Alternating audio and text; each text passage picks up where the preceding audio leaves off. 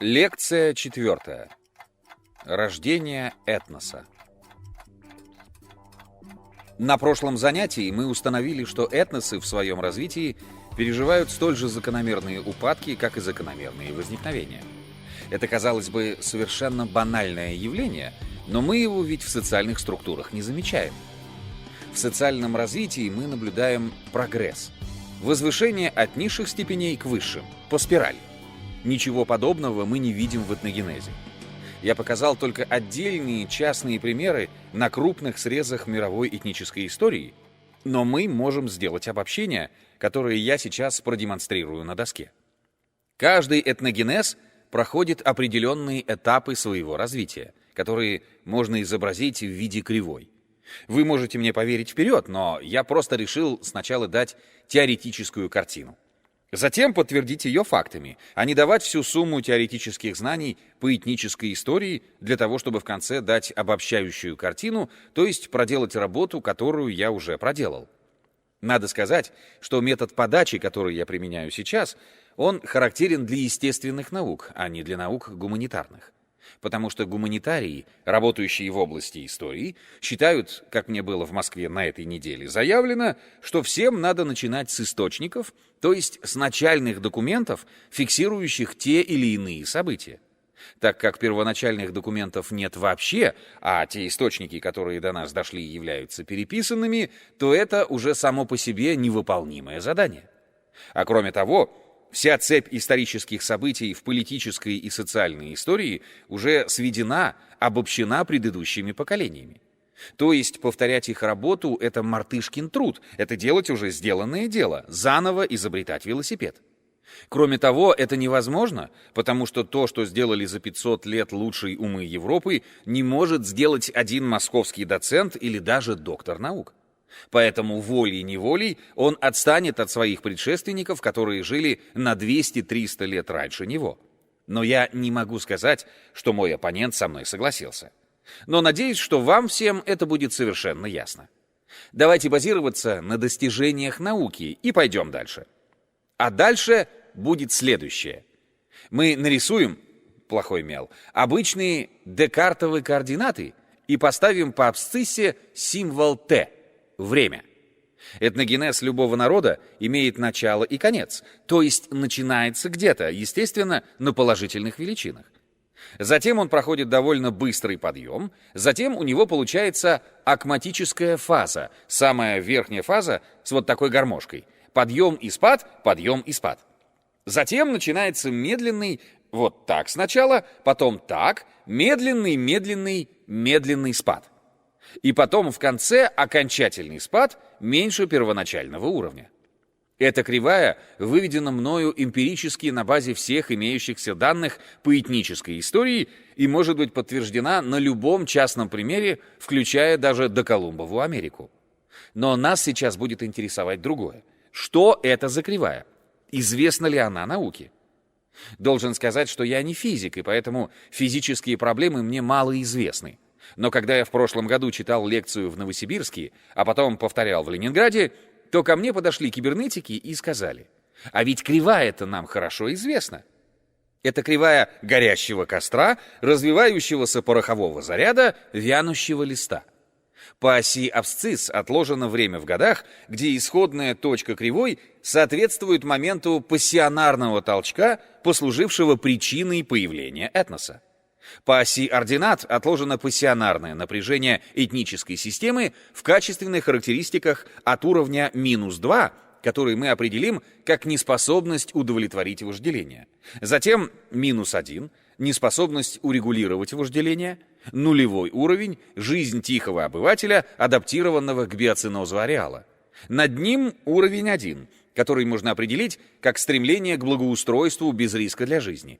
А вот с уровня 2 уже начинается поиск удачи с риском для жизни. На уровне 3 – стремление к идеалу знания и красоты. Уровень 4 – стремление к идеалу успеха. Уровень 5 – стремление к идеалу победы. И самый высокий уровень 6 – жертвенность.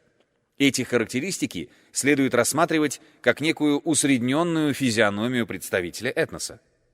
В этносе присутствуют одновременно представители всех указанных здесь типов, но господствует статистический тип, соответствующий данному уровню пассионарного напряжения. Рассмотрим термодинамическую кривую, которая сначала поднимается от нижних уровней -2 и нулевого до 6, где наиболее интенсивно колеблется то вверх, то вниз, это акматическая фаза или надлом, и после этого спускается вниз опять к нулю.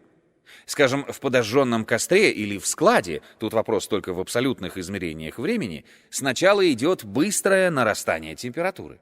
Затем, когда все охвачено уже огнем, температура соприкосновения с внешней средой то опадает, то опять вспыхивает за счет дополнительного сгорания внутри. Затем она медленно опадает, медленно затухает. Все превращается в пепел и в виде пепла остывает до конца. То есть, исследуя историю этносов, мы подошли к очень известным термодинамическим законам. Законам взрыва, быстрого нагревания, который затем остывает от соприкосновения со средой. Прекрасно. Но я чувствую, что вы меня должны спросить. Хотя вы не спрашиваете, но я сам себя за вас спрошу. Мы здесь по абсциссе отметили время. Века, допустим, которых всего должно быть при нормальном прохождении процесса 12-13 веков плюс-минус 150 лет. Что мы отметим вот здесь по вертикальной оси, которая для нас совершенно непонятна? Что показывает ордината? Она показывает количество событий, которые происходят в эпоху и уносят вместе с собой известное количество человеческих жизней, создавая на их месте известное количество зданий, дорог, машин, предметов искусства и так далее. То есть это совершенно закономерный процесс. То есть события, которые люди делают, чем-то мотивируются. Так чем же могут мотивироваться те события, которые ведут к этому процессу? Это вопрос вопросов. Очень много было сказано по этому поводу всякого рода загадок. Но я сейчас не собираюсь излагать историю вопроса, это заведет нас в сторону, а изложу просто ту концепцию, которую я положил в основу своей этнической истории. Я сделал следующее наблюдение относительно того, что нужно обычным людям. Как писал Горький, нужны кусок хлеба, крыша над головой и женщина. Нормальному человеку ничего сверх этого не надо. Это он написал в сочинениях «Мои университеты» и «Сторож». И действительно кажется правильно. А зачем что-то большее?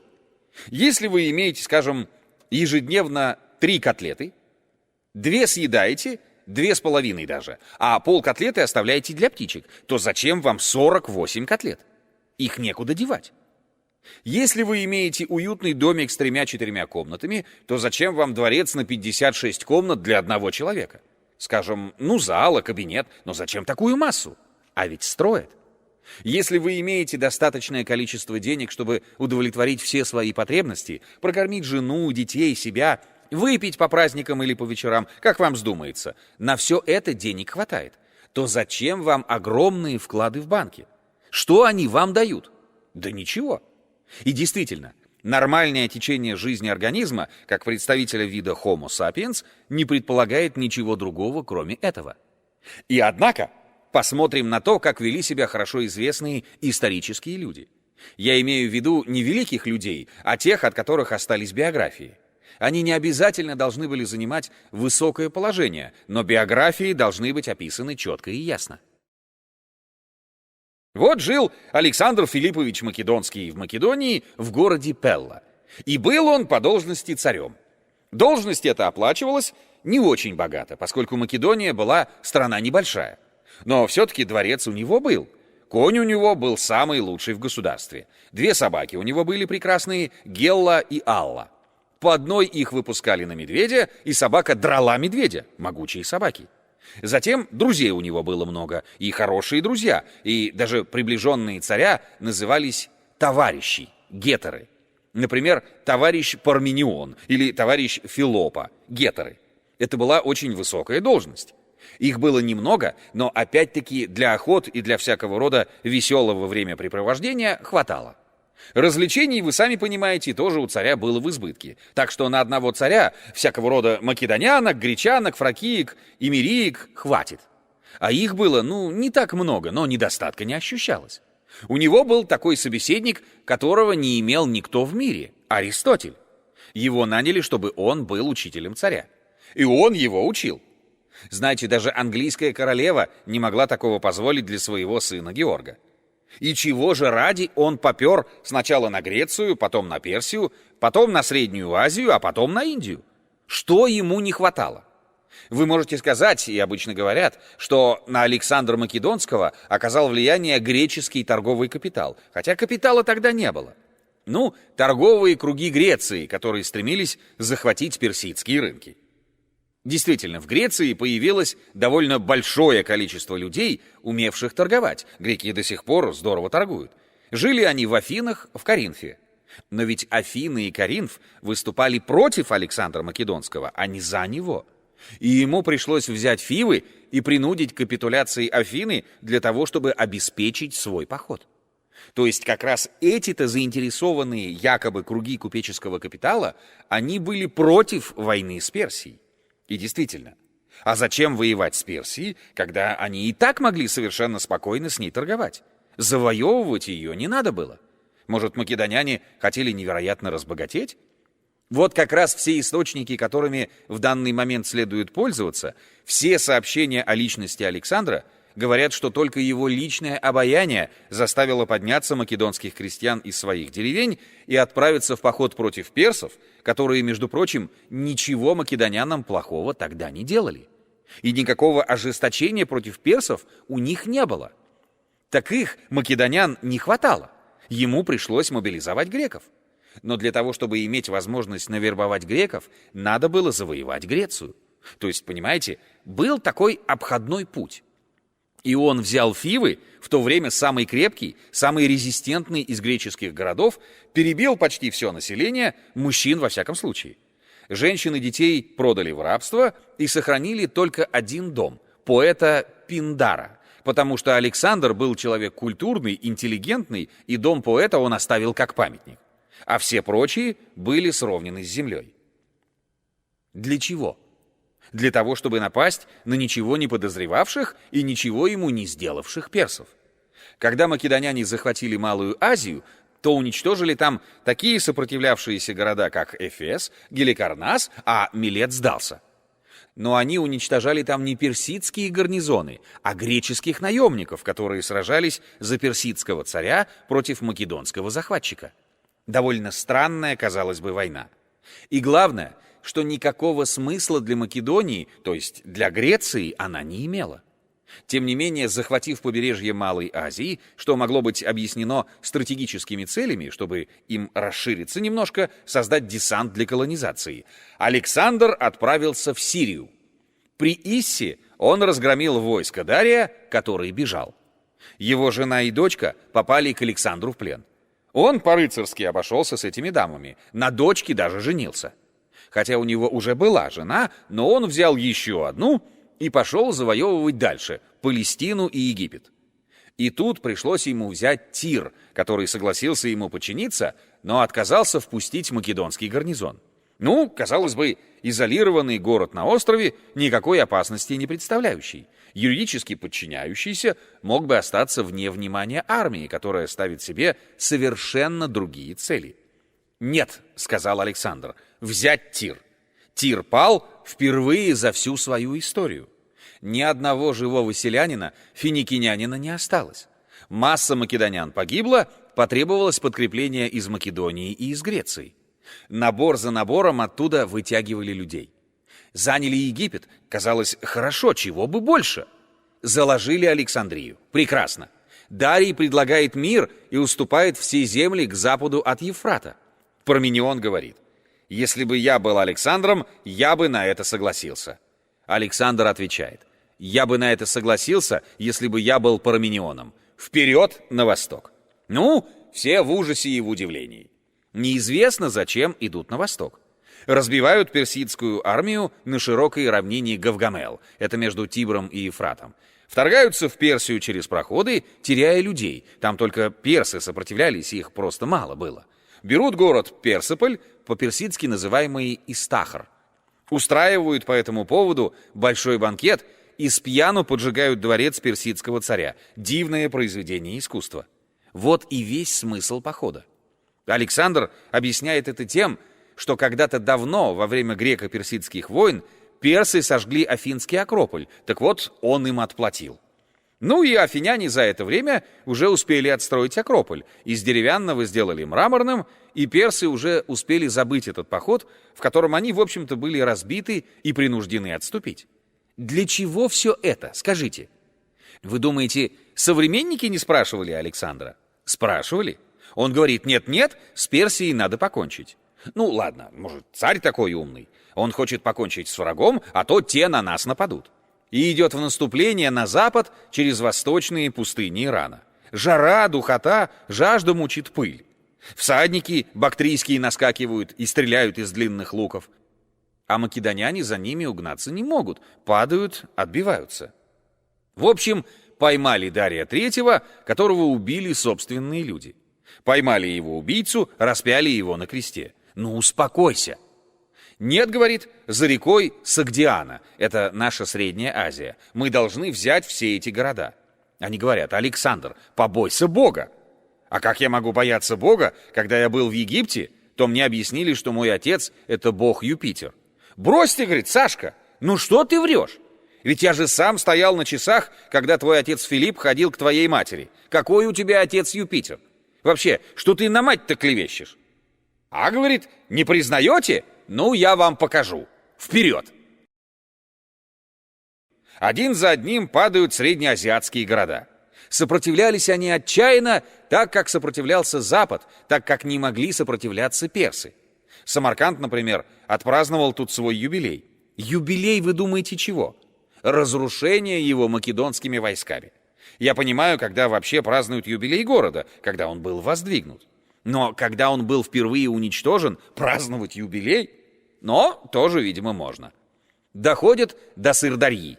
Неукротимые персы и сагдийцы уходят за Сырдарью и начинают партизанскую войну. Со степной партизанской войной не могут справиться македоняне. И решают захватить горные районы современного Афганистана, Бактрии. А там горы высокие и крутые, отвесные. На высоте стоят замки, к которым ведет тропинка, вырубленная в скале, так что пройти может только один человек. Сколько бы туда по тропинке людей не пускали, один, стоящий при воротах, их всегда убьет. То есть замки фактически неприступные. Пища там заготовлена, дожди там идут часто, так что там есть большие бассейны, цистерны, в которые собирают воду. Замки эти можно было бы взять только в наше время путем авиадесанта. Но тогда, понимаете, они были фактически неприступны. Александр приказал взять замок. Как? Нашли выход. Поймали красавицу Раушанак. Это в переводе «блистательная». Всем она известна как Роксана.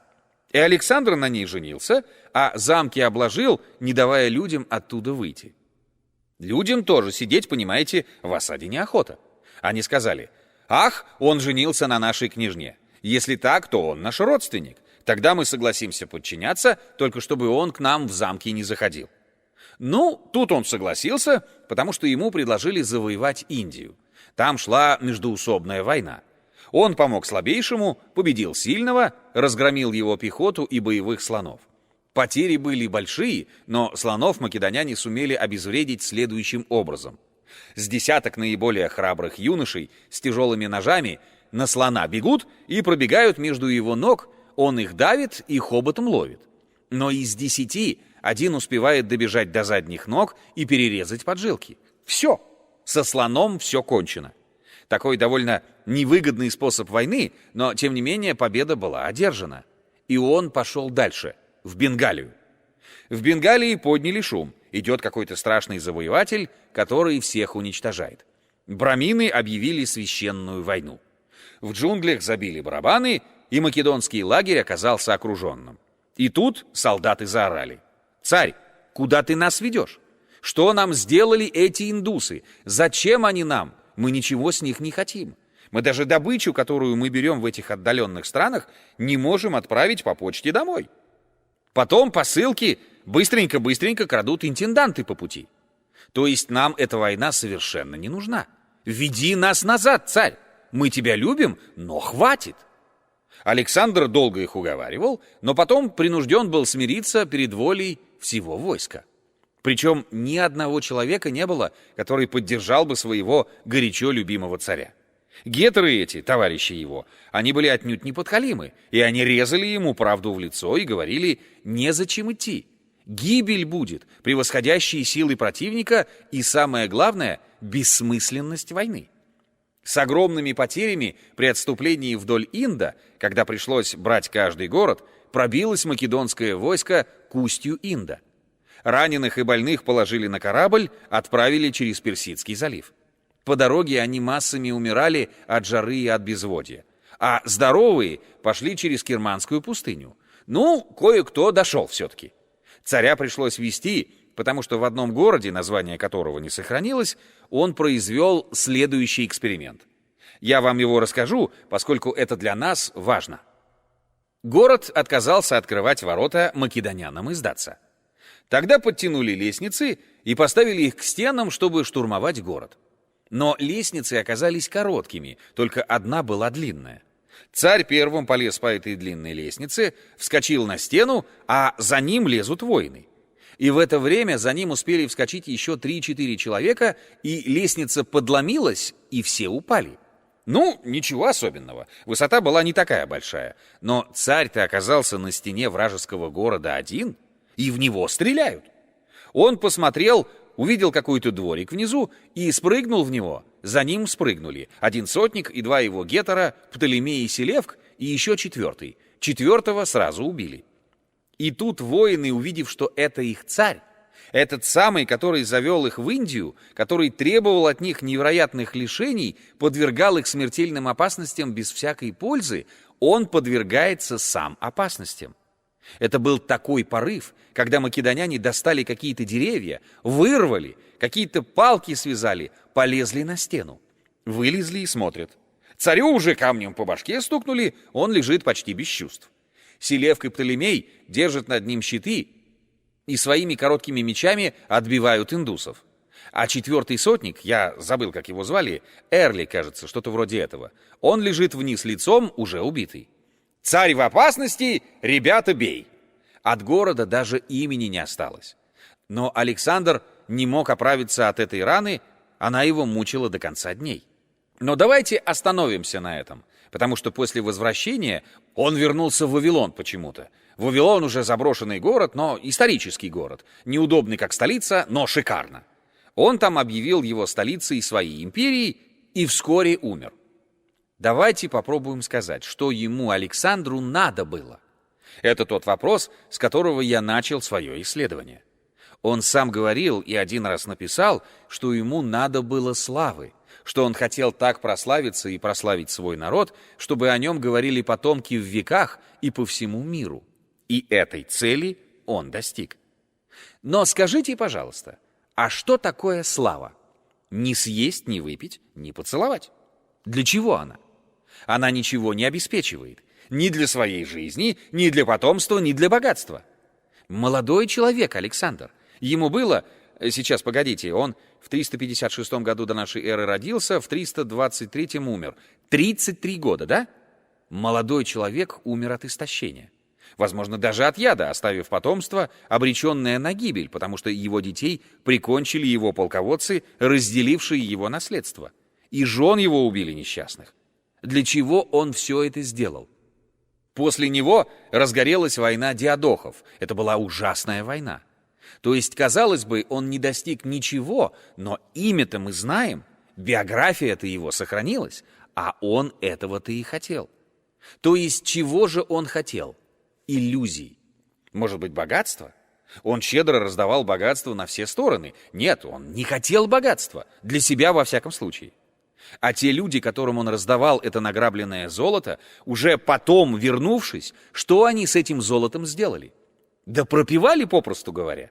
Это же солдаты, уставшие после походов, которым незачем было делать какие-то накопления. Завтра их опять позовут в поход, завтра опять в бой. Зачем иметь какое-то имущество? И они бросали непропитое золото, отдавали его своим подружкам, шли снова в бой и воевали. Причем на этот раз уже друг против друга. Одни за Антигона, другие за Селевка, третьи за Птолемея, четвертые за Пердикку и так далее.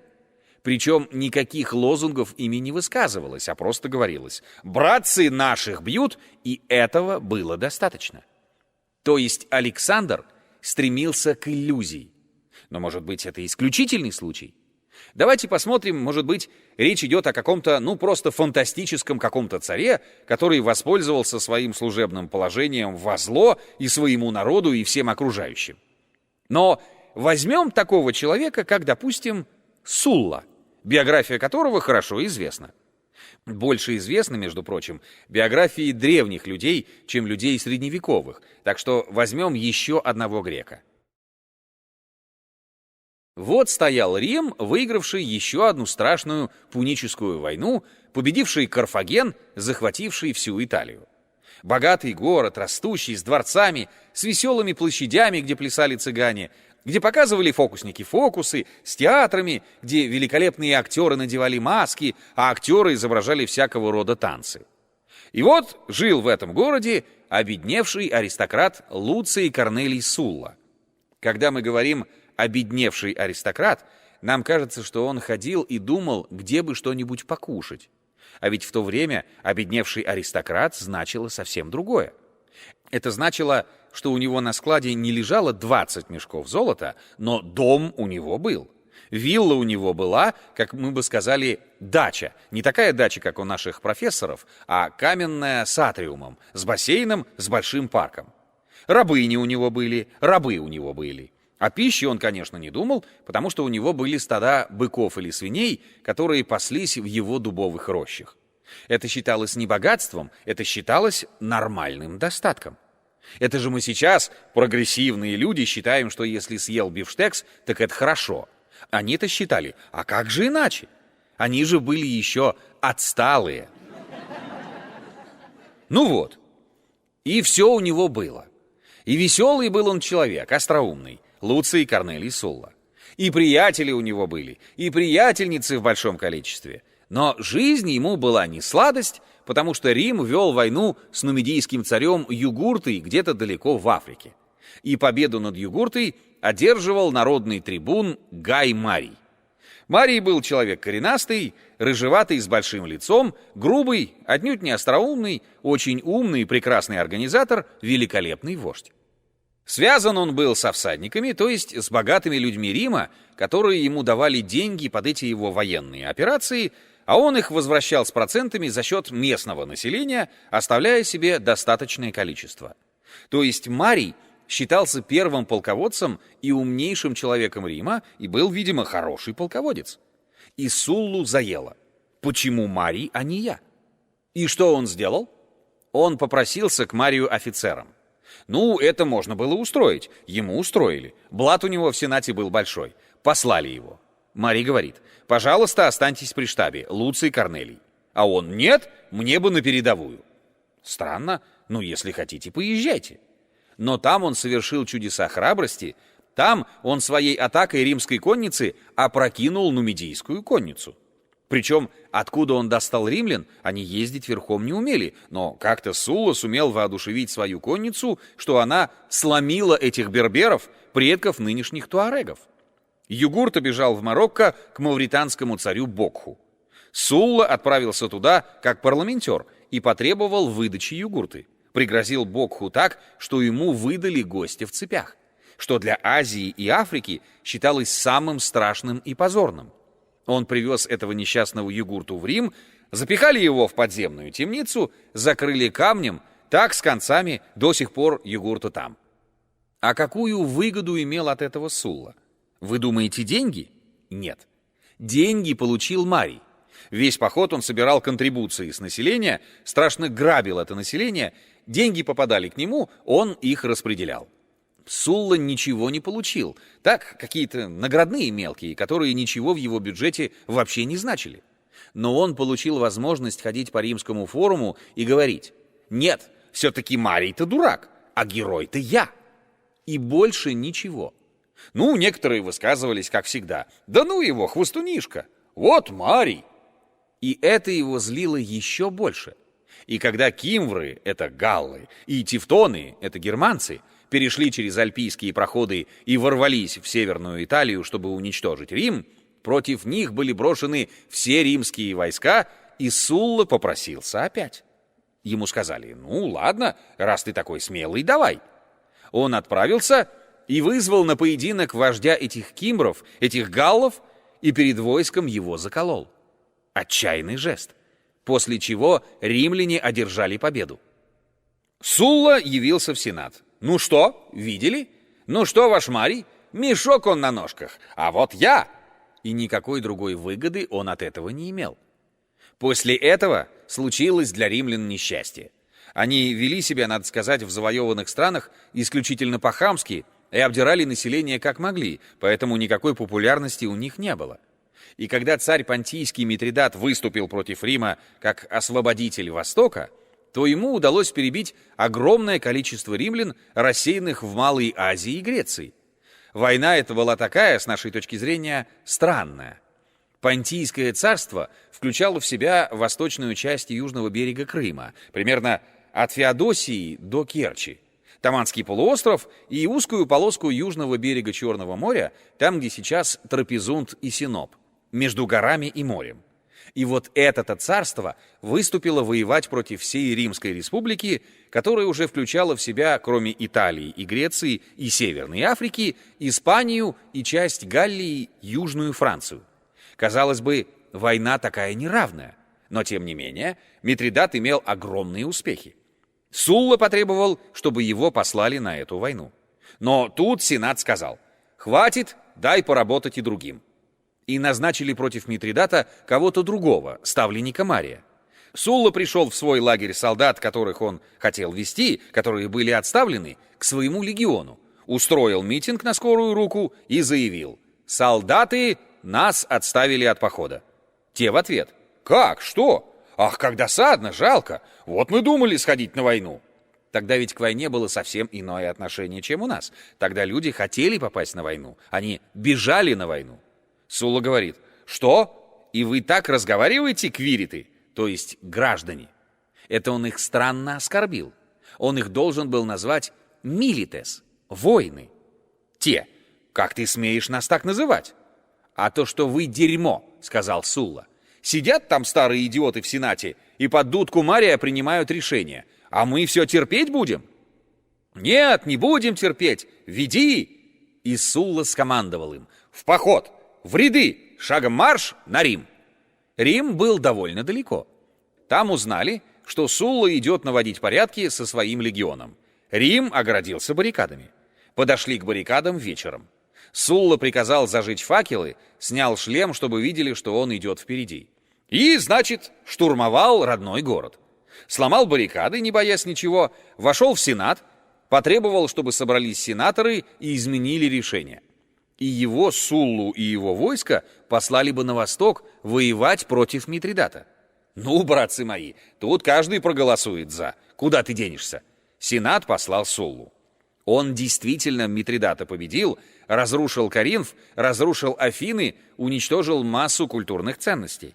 А Марий за это время соорганизовался, нашел сторонников, произвел государственный переворот.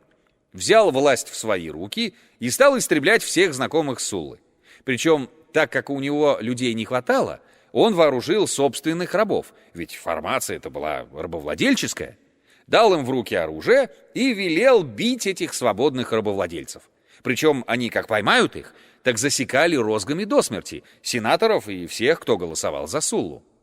А Сулла связан, он воюет, ему вернуться нельзя. Но когда Сулла победил, он вернулся обратно в Италию, переплыл через Адриатическое море и начал войну против марианцев со своими легионерами, ветеранами, боевыми товарищами. Он победил Мария. Марий убежал и погиб где-то в Африке на развалинах Карфагена. И тогда Сулла сказал: «Нет, такого безобразия, как Марий, я не допущу. Я знаю, кого надо убивать. Вот списки людей, которых надо убить. Проскрипции. Вот этих можно, а всех прочих нельзя». Перебили, Сулла стал диктатором Рима пожизненно. Некоторое время побыл. И знаете, чем он кончил? Он сказал: «А теперь порядок наведен. Мне надоело вами управлять. Я пойду домой. Я возвращаю свою власть Сенату, восстанавливаю республику. Сложил с себя власть и пошел домой. Какой-то молодой хам стал его страшно поносить. Сулла только посмотрел на него и сказал: «Знаешь, из-за таких, как ты, следующий диктатор уже не снимет с себя власть». И ушел домой. И довольно быстро умер. Сулла Луций Корнелий, 138-78 годы до нашей эры, римский полководец, консул в 88 году до нашей эры.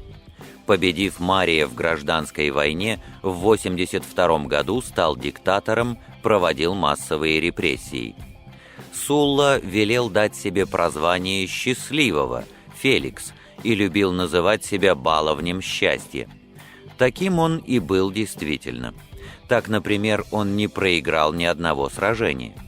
Удачным решением задач, которые ему были представлены скорее обстоятельствами, чем собственным выбором или честолюбием, он был обязан главным образом чрезвычайной силе духа и тела, непреклонной последовательности и беспредельной жестокости.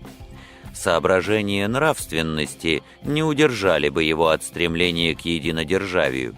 Он отказался от власти только из желания жить в свое удовольствие, не неся никаких обязанностей. Еще современники говорили о нем, что он наполовину лиса, наполовину лев, но каждая часть его наиболее опасная. Главный труд жизни его прошел бесследно, но некоторые его меры, не продиктованные партийными интересами, удержались до времен империи. Например, италийский городской строй, пополнение сената бывшими квесторами, назначение к управлению провинциями бывших консулов и преторов и другие. Скажите, пожалуйста, для чего он это все затевал? Чего ему надо было? А объяснил это он сам. И Лукиан, греческий писатель-сатирик, это все описал. Зависть у него была. Сначала к Марию, а потом во время Восточного похода к Александру Македонскому. Он хотел переплюнуть Александра Македонского. Это было, конечно, невозможно, но, во всяком случае, желание у него такое было. И ради этого он пожертвовал и прекрасными Афинами, и жизнью многих греков, и своими друзьями, и своими легионерами, и всем на свете. А потом, когда он удовлетворил свое желание и решил, что о нем уже не забудут, а, как видите, действительно не забыли, помнят, он пошел домой. И тихо, спокойно развлекался, как все богатые римляне. Вино пил, девочки у него там танцевали для гостей, сам ходил в гости, принимал у себя гостей. Вскоре умер, потому что он заразился на Востоке очень тяжелой инфекционной болезнью, и она свела его в могилу. Как видите, он даже жизнью пожертвовал ради удовлетворения чего? Своей прихоти, да? Но ведь из-за этого какие события произошли? Грандиозные. Я рассказал две биографии людей, так сказать, высокопоставленных. Это вовсе не значит, что люди этого типа и этого склада обязательно должны занимать высокое положение. Просто о них сохранились сведения в истории.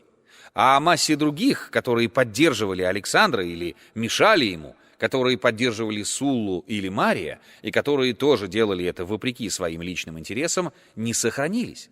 Потому что можно было устраниться от политики и не делать вовсе ничего, а сидеть дома, вообще говоря, гонять свиней, возделывать поле, смотреть с собственной милой женой на закат, нянчить ребятишек. Такого человека никто не трогал. Но почему-то было столько людей, которые требовали для себя чего-то большего, что они-то и производили этот шум. Обратимся к более поздним временам и посмотрим на такую вещь, как завоевание Испании Америки. Кто шел в конквистадоры? Кто ехал после Колумба за море с Кортесом, Писаро, Кесадой, Карахалием, Вальдивией, в эти страшные американские джунгли Юкатана, в эти самые Нагорья Мехико, в эти перуанские заснеженные Анды, в это благословенное Чили, где арауканы победили испанцев и сохранили свою независимость до освобождения Америки и создания Чилийской республики. Самое опасное место было Чили. Туда женщин не брали, и поэтому все чилийцы сплошь метисы. Индейские женщины очень красивые и очень симпатичные, и поэтому испанцы, которые воевали против арауканов, насельников Южного Чили, они женились на местных женщинах. Все чилийцы подряд метисы. Но не всегда так. Зачем они туда перли? Я посмотрел статистику. Статистика, правда, касается не столько Америки, она мне в руки не попалась, сколько Филиппин, другой испанской колонии. 85% из приезжавших испанцев умирало за первый же год от болезней, от недоедания, некоторые даже в стычках с туземцами, некоторые в скандалах с начальством. Потому что в этих отдаленных местах произвол начальства был невероятный, и любой неугодный человек мог быть осужден за что угодно и казнен. В общем, 85% было за смерть. Из тех 15%, которые возвращались, вероятно, 14% были безнадежно больны, потому что они выдерживали такое переутомление, когда уже любой грипп человека может свалить с ног и дать хроническую болезнь. Да, золото они привозили, но это золото им было не на что тратить, потому что золота в Испании стало столько, что в стране дико вскочили цены и на вино, и на оливки, и на хлеб, и на ткани, и на все. То есть выгоды от этих походов не было. Но была алчность. Алчность их точила. Получить золото, которое не нужно, но как знак своих подвигов, как знак своих свершений. А иногда бывало и так, и это меня очень удивило, когда я читал описание путешествий Орельяна. Это капитан, открывший Амазонку. Франциско де Орельяно, примерно 1511-1546 годы, испанский конкистадор. В 1547 году образовал город Гуаякиль в Эквадоре, в 1541-42 годах спустился по Амазонке до Атлантического океана. Первым из европейцев пересек Южную Америку с запада на восток. Он спустился, они воевали там с индейцами на северных склонах Анд, в современном Эквадоре, в общем. И вот он спустился на восток и увидел, что текут большие реки. И он решил узнать, а куда эти реки текут? И он увлек за собой свой отряд. Пищи почти не было, снабжение там было очень плохое, переходы длинные. Индейцы, из которых делали носильщиков, они от непосильного труда умирали в большом количестве. С пищей было очень плохо. Но, тем не менее, Орельяно увлек весь свой отряд. И там были интеллигентные люди, которые оставили дневники. Такой был у него капеллан этого отряда. Он вел дневник, это было его главное занятие. Опубликован этот дневничок. Они спустились по Амазонке, причем они там встречались с разного рода индейскими деревнями. По рассказам Орельяны, это были большие поселения, не такие, как сейчас, гораздо больше. Там жили индейцы, у которых никакого золота не было. Откуда быть в Амазонке золоту? «Да мы и говорим», — писал этот самый падре, «мы это золото-то и не особенно-то и искали. Мы искали, что покушать. Голодные плыли на этих лодках, на плотах по реке, самой большой и многоводной в мире. И, наконец, выплыли больные, усталые, замученные, напуганные этими страшными аллигаторами, которые там плавают, этими огромными анакондами, которые заглатывают больших аллигаторов. А уж человека-то большой анаконде ничего не стоит заглотить. В общем, выплыли в море, добрались до испанских колоний на Кубе, кажется, или на Гаити, и отдохнули. Орельяне дали титул маркиза за открытие этой огромной реки. Дали наградные, потому что у него никаких своих богатств не было, он бы вернулся голеньким и голодненьким. Знаете, что сделал Орельяно после этого? Он на полученные деньги снарядил новую экспедицию и отправился в Амазонию, и откуда не вернулся. Что ему? Выгода была от этого?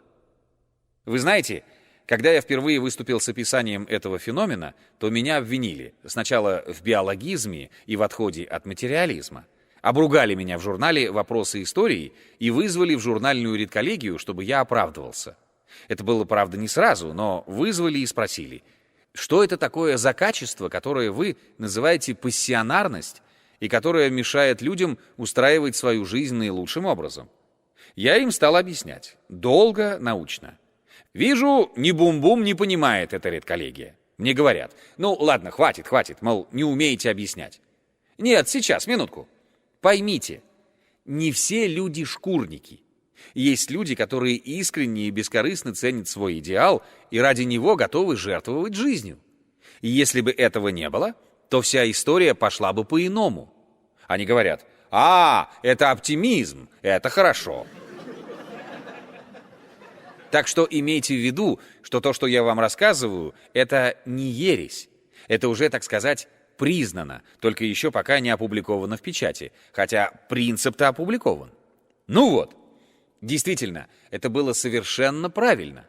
Но я рассказал, что есть люди, которые стремятся в большей или меньшей степени к идеальным, иллюзорным целям. И мнение, что все люди стремятся к исключительной личной выгоде, и что если они рискуют жизнью, то только ради получения денег или прочей материальной выгоды.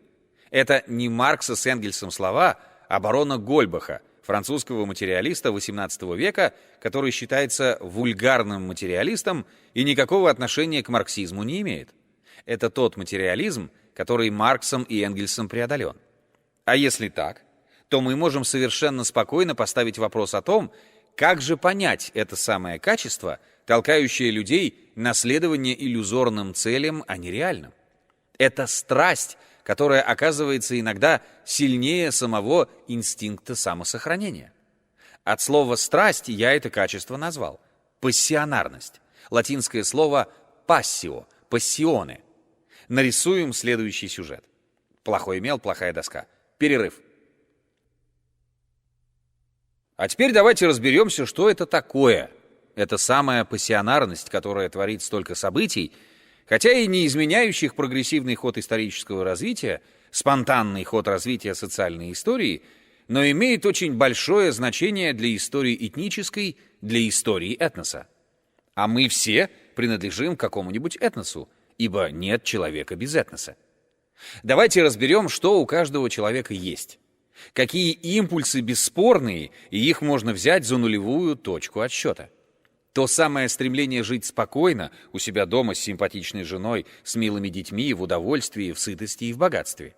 Они есть и у людей, они есть и у животных. Животные тоже хотят быть сытыми, производить потомство, воспитывать его, нежиться на солнышке и мурлыкать, если они кошки, или лаять, если они собаки. В этом отношении общее между людьми и животными мы можем определить как инстинкт самосохранения, как личного, так и видового. Нанесем его на эту ось ординат, на положительную абсциссу и покажем, что для людей, всех людей, которые существовали, существуют и будут существовать, эта величина совершенно одинаковая. Я думаю, что доказывать, что все одинаково хотят жить, никто не хочет гибнуть, не надо.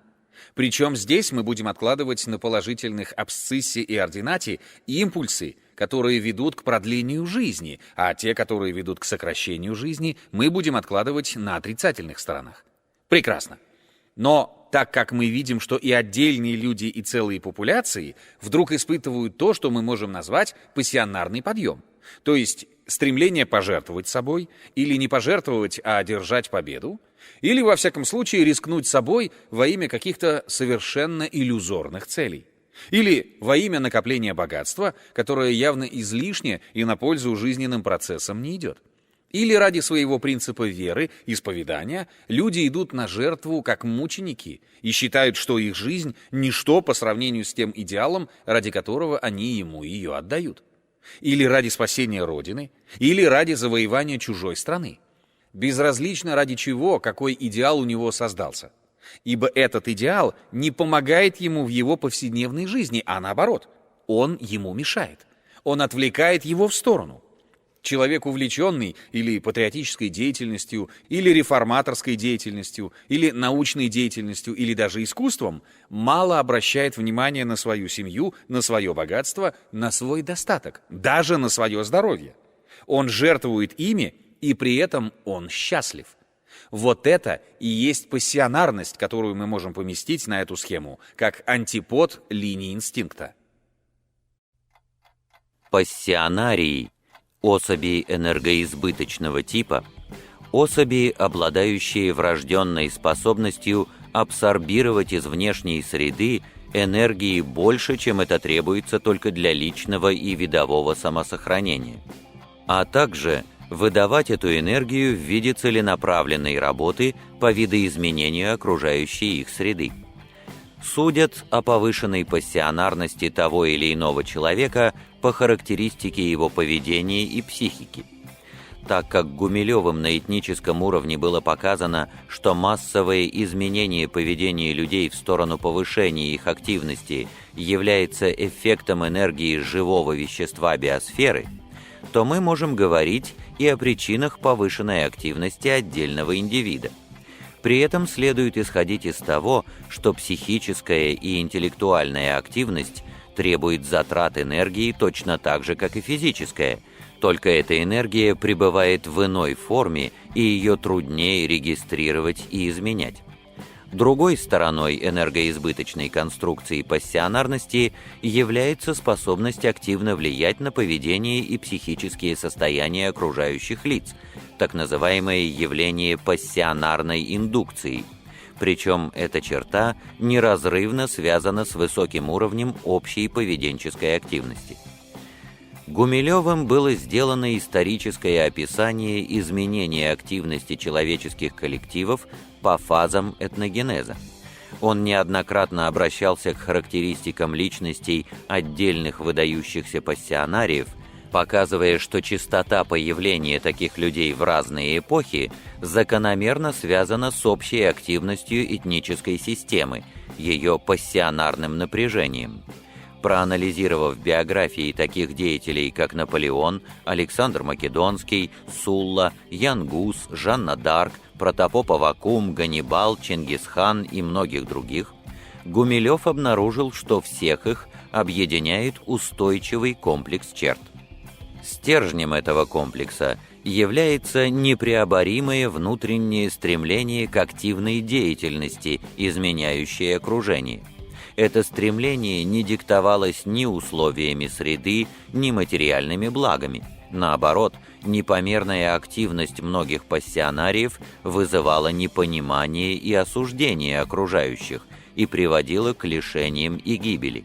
Более того, истории известны многие случаи, когда люди жертвовали жизнью ради идеи или общего дела, и не под влиянием минуты, а обдуманно. Все эти факты заставили авторы теории выделить пассионарность в качестве отдельного поведенческого импульса, не сводимого ни к каким известным биологическим инстинктам или психическим свойствам человека. Гумилев описал пассионарность на популяционном уровне, как активность этнических коллективов, и на индивидуальном, как поведенческий импульс. Он предложил единственное непротиворечивое объяснение этого феномена – теорию пассионарности как эффекта энергии живого вещества биосферы, описанной Вернадским. Пассионарность может быть естественна или равна импульсу инстинкта по силе воздействия, или меньше, или больше. Так вот, когда она больше, то вот этих людей мы называем пассионариями. Когда она равна инстинкту, это гармоническая личность. Понимаете, был такой Андрей Болконский. Я беру литературного героя, который все выполняет очень хорошо. Он прекрасный полковник, заботливый помещик, хранитель своей дворянской чести, верный муж своей первой жены, верный жених своей невесты. Абсолютно гармоническая личность. Причем и работает он очень хорошо, не за страх, а за совесть. Но ничего лишнего он не делает. Это вам не Наполеон, живший в его время, который так же, как Александр Македонский, неизвестно для чего завоевывал страну за страной. И даже такие страны, которые он явно не мог удержать. Например, Испанию или Россию. Но он бросал людей ради своей иллюзии славы Франции, как он говорил, а по существу ради собственного властолюбия. Андрей Болконский ничего этого не делает. Он очень хороший человек, у него все приведено в ажур, он делает только то, что надо, и делает хорошо. Достойный уважения человек.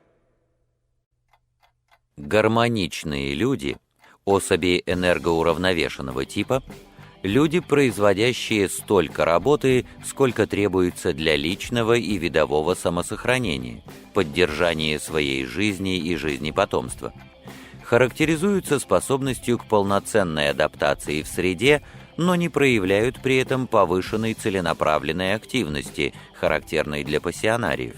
В структуре этноса гармоничные люди играют исключительно важную роль стабилизирующего фактора, поддерживающего этническую традицию. Они имеют решающее значение для обеспечения связи уже сложившегося этноса и кормящего ландшафта. Достаточное количество гармоничных людей в составе этноса – залог его внутренней устойчивости, но не активности. Гармоничные люди господствуют в этническом гомеостазе. Часто при описании исторических процессов Гумилев включал в число гармоничных людей также пассионариев с низкими степенями пассионарности, выражающимися в стремлении к успеху и благоустройству без риска для жизни. Кроме того, в огромном числе случаев гармоничные люди проявляют активность, иногда весьма значительную, находясь под влиянием пассионариев, но не по собственной инициативе. Это явление называется пассионарной индукцией. Но есть и субпассионарии, у которых пассионарность меньше, чем инстинкт. Мы на эту абсциссу будем помещать путем простого алгебраического сложения положительные импульсы, величину положительных импульсов и величину импульсов отрицательных. И если пассионарность больше инстинкта, то человек попадает сюда, или коллектив, все равно безразлично. Если она равна, то человек попадает вот сюда, в эту часть координат. А если она меньше, вот здесь, скажем, то он попадает в положительную часть координат. И тогда мы получаем людей с пониженной пассионарностью, субпассионариев. И опять-таки, приведу литературные образы, всем наиболее известные. Это герои Чехова. У них, как будто, понимаете, все хорошо, а чего-то не хватает. И понимаете ли, образованный какой-нибудь учитель, а человек в футляре. И понимаете, хороший врач, который работает, а какой-то Ионыч, и ему скучно. И кругом него все скучно. Учитель словесности – муж своей жены, а сидит при ней. В общем, все эти самые чеховские персонажи, по большей части, то есть почти все, которые я помню, это образы субпассионариев. У них тоже есть пассионарные замыслы. Он не прочь выиграть у соседа партию в шахматы. Это удовлетворяет его тщеславие. Но пользы-то от этого никакой нет, и ничего не происходит. Однако наличие субпассионариев для этноса так же важно, как и наличие пассионариев, потому что они составляют известную часть этнической системы. И если их, субпассионариев, становится очень много, то они всем говорят, своим духовным и политическим вождям: что вы, как бы чего ни вышло. И с такими людьми совершенно невозможно предпринять какую-нибудь большую акцию, не то что агрессивного характера, об этом даже и говорить нечего, но даже и защитительного. Они себя и защищать-то не могут. Могут быть совсем слабые по природе пассионарности, когда она фактически не поглощает самых простых инстинктов и рефлексов. Вот хочется человеку выпить, а у него только рубль. Он бежит и скидывается на троих, а ведь рубль-то у него последний. И дадут-то ему выпить чуть-чуть. И, в общем-то, это его не удовлетворит, но поскольку рефлекс отработан, и этот условный рефлекс его тянет к выпивке, он забывает обо всем. Субпассионарии – особи энергодефицитного типа. Люди, которые в силу неспособности абсорбировать из окружающей среды достаточное количество энергии, не могут полноценно адаптироваться в среде. Субпассионарность, недостаток энергии, проявляется в неспособности сдерживать инстинктивные вожделения, асоциальном поведении, паразитизме, недостаточной заботе о потомстве. Люди такого типа хорошо известны во все эпохи и встречаются практически во всех этносах. Их называют бродягами, люмпен-пролетариями, чернью, отбросами общества, босяками, бомжами и так далее. Обычно они скапливаются в крупных городах, где есть возможность жить не работая, а паразитируя и развлекаться. Такое сосредоточение субпассионариев приводит к громадному росту алкоголизма, ситуативной преступности, наркомании, стихийных беспорядков. Все это следствие основной черты субпассионариев – неспособности контролировать свои вожделения, даже если их удовлетворение идет во вред себе и окружающим. Что же заставило Гумилева связать поведенческую характеристику данной категории лиц с дефицитом энергии?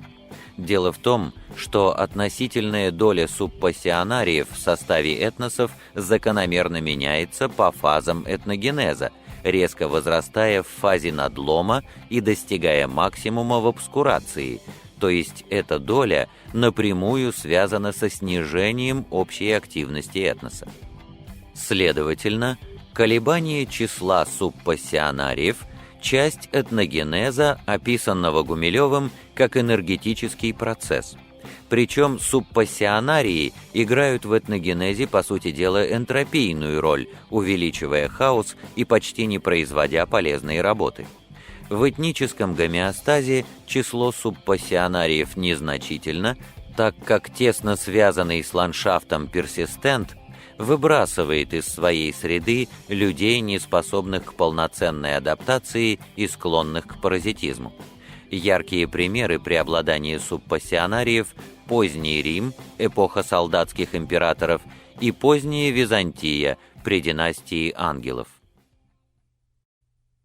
Таким образом, с помощью такой искусственной классификации на примере отдельных людей, я сейчас показал, как можно разделить все системы на несколько типов: повышенной пассионарности, гармонической и пониженной.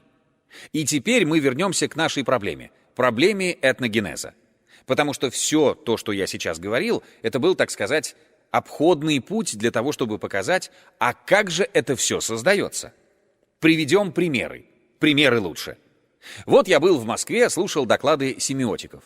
Там столько ученых слов, что я знал примерно 80% этих терминов, которые они употребляют. Остальные можно было понять по смыслу, но пересказать лекцию, в которой не было реальных жизненных примеров, я не мог. И не могу сейчас. Так вот, чтобы я не оказался в таком же положении, я расскажу, как создаются этносы на примере. Там, где мы можем очень легко это проследить. Вы знаете, что была такая страна Аравия, и населял ее народ арабы, которые, по легенде, происходят от Исмаила, сына Агари, наложницы Авраама, который в XVIII веке до нашей эры эту Агарь по наущению своей жены Сары выгнал в пустыню. Ну, Исмаил нашел воду, а раз нашел воду, он маму напоил и сам спасся. И создался народ, арабы, который очень долго относился к своим иудейским соседям не очень хорошо, потому что вспоминал, что вот эти дети Сары воспользовались всем наследством отца, а дети Исмаила, этого несчастного, оказались в пустыне. И жили эти арабы в этой пустыне с XVIII века до нашей эры, как датируется Авраам, до VII века нашей эры. Тихо, спокойно, никому, так сказать, не досаждая. На самом-то деле было, конечно, не так, я упрощаю. Упрощаю специально для того, чтобы показать основную тему. На самом деле было сложнее. И вот, в VI веке в Аравии... Нет, не так надо начать. Аравия в физико-географическом отношении делится на 3 части. Берег вдоль Красного моря — это каменистая Аравия. Там довольно много источников, около каждого источника оазис, около каждого оазиса город. Небольшой, но финиковые пальмы растут, люди питаются, скот гоняют, какая-то травка там есть. И они существовали довольно бедно, но компенсировали себя за счет того, что караваны из Византии в Индию ходили через каменистую Аравию. И они работали караванщиками, трактирщиками в караван-сараях. Торговали всем этим. Финики и свежую воду продавали караванщикам по повышенным ценам. Те платили, потому что деваться было некуда, но они компенсировали себя повышением цен на товары, и все шло довольно благополучно. Жили они и деньги наживали. Большая часть Аравии — это пустыня, но пустыня не в нашем смысле. Когда настоящие арабы увидели нашу среднеазиатскую пустыню, они ахнули и сказали, что такой пустыни они даже вообразить себе не могли. Пустыня у них такая, что не сплошной травяной покров, а кустик от кустика отделен сухой землей. То есть, как бы мы сказали, сухая степь. Кроме того, с 3 сторон море. Так что все-таки дождички-то выпадают, воздух довольно влажный, верблюдов можно гонять сколько угодно. Да и не только верблюдов, но они главным образом ездили на верблюдах или на ослах. Торопиться им было некуда, и жили они там очень спокойно. Войны у них были, но такие, я бы сказал, гуманные очень войны. Одна война между 2 племенами была из-за верблюжонка, мать которого ушла на территорию другого племени и там родила. Так вот, чей верблюжонок? Того ли племени, кому принадлежит мать, или того, кому принадлежит территория, на которой этот верблюжонок родился. Война эта продолжалась лет 30, кажется, или 40. И за все время было 2 или 3 человека убито. Ну, естественно, что же за свинство такое, брать и убивать людей? Да, случается не без того, но вообще-то не надо.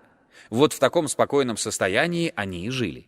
При этом у них и культура была какая-то своя, у них поэзия очень большая. У нас, например, в нашей русской поэзии существует 5 поэтических размеров: ямб, хорей, анапест, амфибрахий и дактиль. А у арабов 27, потому что верблюд идет разным аллюром, и для того, чтобы приспособиться к тряске, надо читать про себя стихи в такт тряски. И вот они эти 27 размеров придумали. Едет араб по пустыне и стихи сочиняет, и тут же исполняет, для того, чтобы его меньше трясло. Полезное занятие для поэта. Ну, естественно, что поэзия у них была не такая, чтобы ее записывать или запоминать. Она годилась в пути. И, наконец, на юге Аравии, в самой Аравии, была счастливая Аравия. Йемен. Это был почти тропический сад. Там росло кофе-мокка, которое потом перевезли в Бразилию. Оно там прижилось, но стало хуже, а настоящий, самый лучший кофе там. И арабы его пили с большим удовольствием и жили там в этом тропическом саду, процветали и вообще ничего не хотели думать, если бы у них не было соседей. Соседи у них были. С одной стороны абиссинцы, которые их все время старались завоевать, а с другой стороны персы, которые все время выгоняли абиссинцев из Аравии обратно в Африку. Причем война была страшно кровопролитная, пленных не брали, и воевали-то не арабы, а воевали абиссинцы с персами. А сами арабы вели жизнь мирную, которая лишь иногда прерывалась тем, что они грабили отдельных путников или иногда друг друга. Но последнее бывало редко, потому что у них была в обычае семейная взаимовыручка. Если ограбят человека, то весь его род вступится за него, и грабителю мало не будет. Так что побаивались. А вот чужих можно. Иногда они нанимались в войска, или персидских шахов, или византийских императоров. Те их брали, но платили им мало, потому что они были очень мало боеспособны. Их использовали, так сказать, как нерегулярные войска для каких-нибудь отдельных маневров. В тыл противника забросить для разведки. А в строй, в боевые линии, не ставили, потому что они были очень нестойкие и очень трусливые, убегали. А зачем им действительно надо было гибнуть за чужое дело? Деньги заработать? Да. А чтобы меня за это убили? Кому надо? Рассуждение было крайне разумно. И вот, во второй половине VI века у них появилась плеяда поэтов. Должен вам сказать, что, по моим наблюдениям, стихи писать очень трудно, и тот гонорар, который платят поэтам за хорошие стихи, никак не окупает их труда. И тем не менее они пишут и даже без гонорара, потому что у них изнутри какой-то пропеллер крутится и заставляет писать стихи, чтобы выразить себя. Этот пропеллер мы уже знаем. Это пассионарность. Они хотят выразить себя и свои чувства, они хотят получить уважение и преклонение за то, что им удалось сделать. То есть самая обыкновенная страсть — тщеславие. Но она ими руководит. Поэтов стало много, и поэтессы были. И стихи они стали писать хорошие, но, знаете, главным образом языческие. Стихи о любви, о вине, иногда о каких-то стычках, но, так сказать, не целеустремленные в одну сторону. А целеустремленности и быть не могло, потому что идеология, о которой мы поговорим после, она ляжет на ординату на вертикальную линию, у арабов никакой единой не было. Большая часть бедуинов, живших в пустыне, считала, что боги — это звезды. Вот сколько на небе звезд, столько богов. И можешь своей звезде молиться, дело твое. Было много христиан, много иудеев, были идолопоклонники. А христиане были всех толков. И несториане, и монофизиты, и православные, и ариане. И так как все занимались своими насущными делами, то религиозных столкновений совершенно не было. А жили они спокойно. И вот, в начале VII века появился человек, названный Мухаммедом. Это был бедный человек, эпилептик, очень способный, но не получивший никакого образования, совершенно безграмотный. Занимался он тем, что гонял караваны. Потом он женился на богатой вдове Хадидже. Она его снабдила деньгами, в Мекке он жил. Он, так сказать, стал членом общества, довольно почтенным. И вдруг Он заявил, что он пришел исправить пороки мира, что до него было много пророков: Адам, Ной, Давид, Соломон, Иисус Христос с Мариам, Девой Марией. И все они говорили правильно, а люди все перепутали, все забыли. Так вот он, Мухаммед, сейчас всем им все объяснит. И объяснил он очень просто. Нет Бога, кроме Аллаха. И это все. И потом стали прибавлять, что Мухаммед пророк его, то есть Аллах единственный. Слово «Аллах» означает «единственный». Говорит и говорит через Мухаммеда арабам. И стал эту религию проповедовать. Человек 6 его учения приняли, а остальные меккане говорили: «Да брось ты эту скукотищу, брось ты эту тягомотину, мы лучше пойдем послушаем веселые сказки про персидских богатырей». «Да брось ты, мне некогда», — говорили купцы, «у меня сейчас подсчеты. Вот видишь, надо баланс вести, караван пришел». «Да ну тебя», — говорили бедуины, «вон у меня верблюдица ушла, мне надо ее пригнать на пастбище». То есть большинство арабов меньше всего хотело с ним говорить. Но оказалась кучка, сначала 6 человек, а потом несколько десятков, которые ему искренне поверили. И среди них были такие люди волевые, сильные и из богатых, и из бедных семей.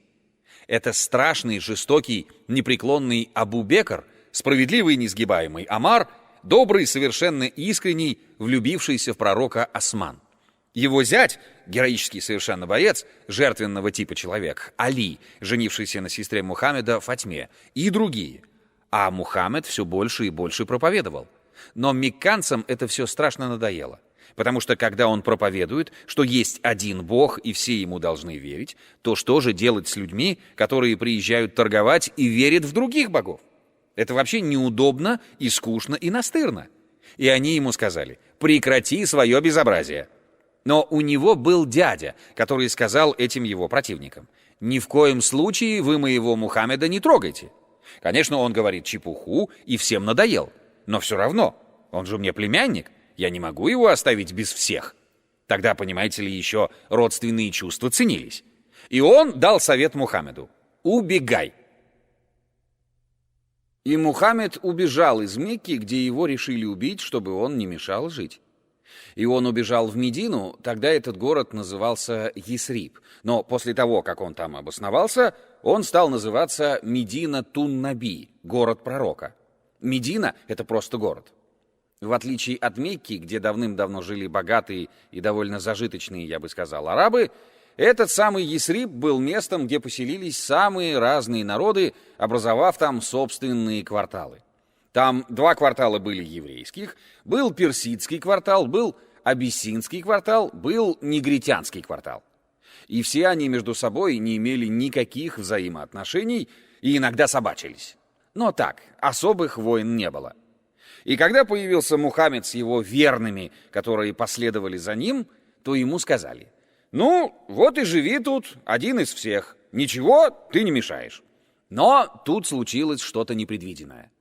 Мухаммедане, или, как они стали себя называть, мусульмане, поборники веры ислама, они развернули, во-первых, жуткую агитацию. Они объявили, что мусульманин не может быть рабом. То есть мусульманин, произносивший формулу ислама «Ла илля» или «Аллах Мухаммед Расуль Аллах», «Нет Бога, кроме Аллаха, и Мухаммед, пророк его», немедленно становился свободным, и его принимали в общину. Некоторые негры пришли к ним, некоторые бедуины пришли к ним. И те, кто пришли, они поверили в это дело, они зажглись тем же жаром, что был у Мухаммеда и у его ближайших сподвижников. И они создали общину весьма многочисленную и, самое главное, активную. К этим мухаджирам, которые пришли из Мекки, их было немного, примкнули ансары, буквально примкнувшие жители Медины. И Мухаммед оказался одним из самых сильных глав общин в самом городе Медина. И тут он стал постепенно расправляться. Сначала он расправился с верующими, которые верили в звезды. «Нет, — говорит, — не масса богов на небе, а один Аллах. А кто не хочет, того убить надо просто, потому что он оскорбляет величие Аллаха». И убивали. Потом он столкнулся с христианами. Стал говорить им, что он исправляет закон, который дал сам Иисус Христос. Христиане говорят: «Брось ты! Где ты можешь его исправить? Ты же вообще безграмотный человек!» Их убили или заставили принять веру ислама. Потом он пришел к евреям и заявил им, что он мессия. Те быстро взяли Талмуд, Тору, посмотрели по книгам и сказали: «Нет, у тебя нет таких-то, таких-то и таких признаков. И вообще никакой ты не мессия, а самозванец». «А, — сказал он, — 2 квартала один за другим были вырезаны до последнего человека». После чего он оказался самым сильным в Медине и решил завоевать Мекку. Но Мекка была сильна, его войско было опрокинуто. Тогда он начал действовать в обход. Он подчинил себе бедуинов и заставил их признать веру ислама. Бедуинам спасаться было некуда. Кругом, понимаете, степь, как стол. Ну, куда убежишь? И, имея свой интерес, они сказали: «Хай буде, ладно». Продолжали молиться на звезды, но официально веру ислама признали и людей войска Мухаммеда дали. А вот евреи дали с удовольствием. Почему? На Мекку идти. Мекка богатая, Мекку разграбить можно. Он захватил южное побережье Аравии, там было много замков. Он потребовал, чтобы они признали веру ислама. Те подумали, да что там в конце концов? Скажу я одну фразу-то, что мне от этого убудет, что ли? Признали и людей дали. Тогда он снова пошел на Мекку, а мекканцы были люди очень умные, очень хитрые. Они сказали: «Слушай, Мухаммед, зачем ты идешь завоевывать родной город? Мы будем защищаться, кого-нибудь убьют». «Ну, кому это надо? Давай помиримся». Арабы, они народ очень практический. Придумай еще парочку богов, чтобы было 3. Дата, очень хороший бог, и эту Зухру, это Венера, планета Венера. Ну и измени, что тебе, что 1, что 3, а мы их почитаем. Мухаммед хотел было согласиться, но тут Амар и Абу-Бекр сказали: «Нет, един Аллах».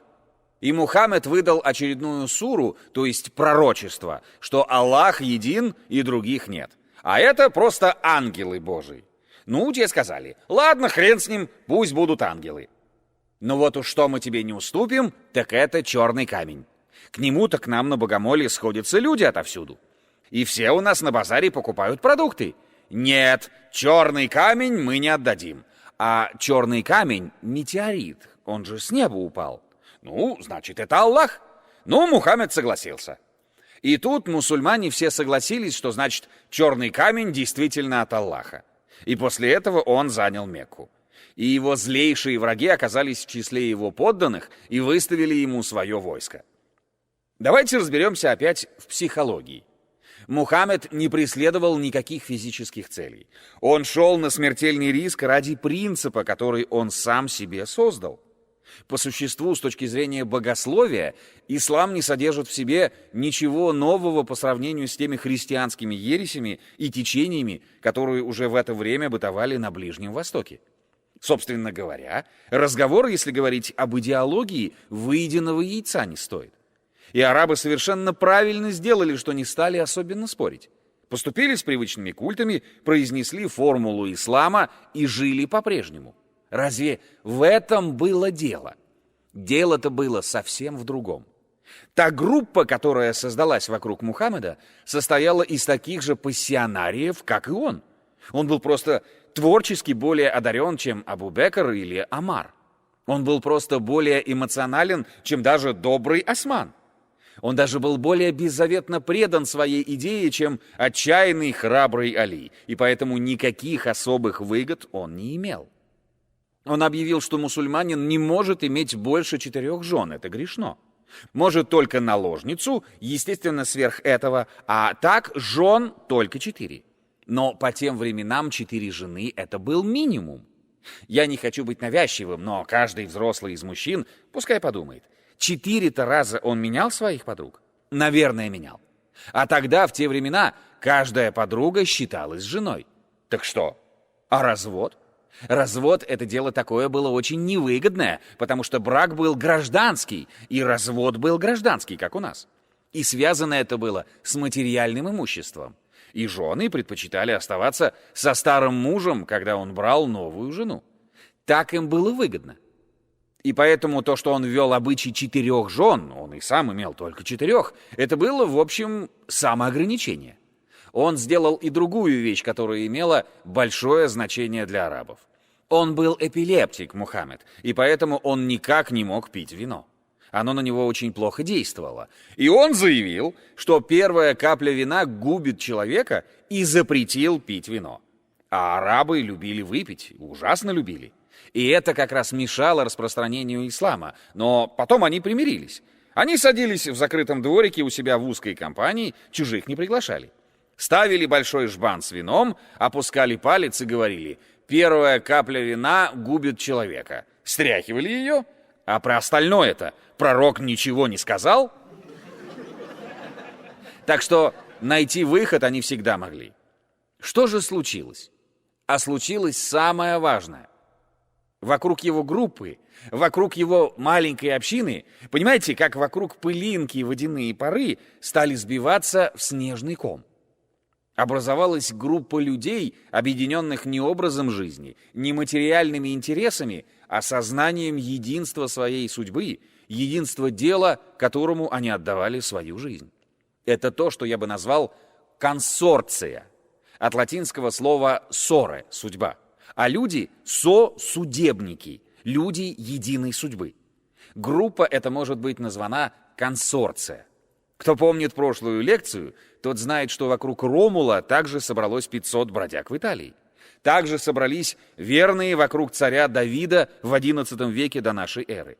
Также собрались люди длинной воли вокруг Чингисхана. Также собрались бароны вокруг Карла Великого. Хотя на самом деле это было несколько позже, но по легенде именно так. То есть народное сознание исправляет те реальные истории и берущие корректив на вариации и воспринимает создание каждого нового этноса с появлением первоначальной консорции, которая имеет свою этническую доминанту. Злейшими врагами Мухаммеда были даже не купцы, которым он мешал торговать. Да он и не мешал особенно. Не бедуины, которым было вообще наплевать на все эти теологические разговоры. Они занимались тем, чтобы верблюдов пасти. Главными его врагами были поэты. И он всех убил там, чтобы они не отвлекали людей от слушания Корана, собрания проповедей пророка. А то, понимаете, Коран надоест читать, он пойдет где-нибудь послушает, как поэт под звуки лютни рассказывает переведенное на арабский язык Шахнаме. Интересней же, там про всяких царей, красавиц, богатырей, битвы. А тут что? Нет, поэтов не стало, но зато создалась монолитная единая Аравия, которая начала быстро расширяться. До этого на Аравию никто не обращал внимания, потому что считали, что хоть она единая, хоть она раздробленная, но это же трусы, и вообще на них можно не обращать внимания. А тут оказалось, что после смерти Мухаммеда вся Аравия восстала и отказалась от веры ислама. За 2 года Абу-Бекр ее усмирил, произвел жуткие совершенно казни и истребления, которые Мухаммеду и не снились, и заставил всех опять признать веру ислама под угрозой смерти. И после этого он умер. А третий халиф, буквально наместник, Амар, послал письма персидскому шаху и византийскому императору с требованием принять правильную веру ислама. Византийский император вообще не ответил, счел это письмо просто глупостью или какой-то шуткой, розыгрышем. Персидский шах ответил ядовито и, так сказать, ехидно. Результаты были совершенно страшные. В 634 году Амар вступил на престол халифа, а в 636 году персидское войско было разбито, а византийское при Ярмуке наголову истреблено.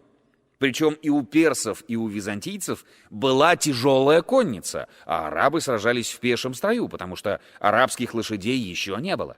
Приезжали на ослах и верблюдах и своим натиском сломили регулярные, обученные, обстрелянные войска. Откуда что берется, а? Вы спросите, откуда берется эта сила у людей, которые только что сопротивлялись Мухаммеду, которые признали ислам под страхом смертной казни и признали его явно лицемерно, чтобы уцелеть в живых? Так значит, не в исламе дело, не в формуле философской или теологической дело, а в чем-то другом. Посмотрим дальше, что произошло исторически. Прошло всего 30 лет. За это время была захвачена вся Персия, была захвачена не только Сирия, но и Армения, часть Закавказья, захвачен Египет, Северная Африка. Арабы захватили огромную территорию, населенную христианами или огнепоклонниками-персами. Очень жестким налогом обложили их, правда, были веротерпимы. К тем, кто отказывался принять ислам, не арабам, они оставляли жизнь при условии уплаты – хараджа, дополнительного налога довольно большого. Тем, кто уплатил харадж, ставили раскаленным металлом печать. Вот здесь. Вот здесь вот на руке. А потом проверяли, у кого уплачено, у кого не уплачено. У кого не уплачено, отрубали руку вовсе. В общем, жестко очень обходились. Но, тем не менее, они захватили колоссальную территорию.